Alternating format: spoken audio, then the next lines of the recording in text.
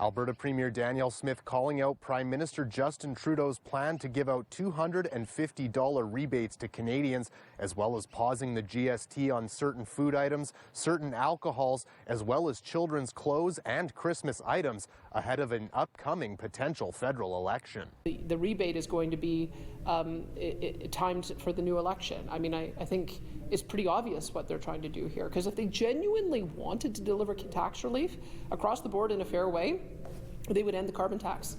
They'd end the tax on gasoline and diesel. They would end the tax on home heating fuel. And instead, they decided to do something really political that's going to cause a lot of headaches for retailers. But how is the Prime Minister's checks and GST holiday different than Premier Smith's affordability payments and fuel tax pause given out to Albertans nearly 2 years ago? Political experts say, other than some small details, it isn't. And so neither of the proposals did anything in that vein. They're all short-term measures. And, she references the timing. The other thing is that I looked and the timing is exactly the same. The affordability payments were announced in November 2022, before the spring election in May 2023, like the provincial election here in Alberta. And, we don't know when the federal election is going to be, but here we are with the announcement in November at the federal level. And, we're going to have a federal election before October. We're not going to have it in the summer.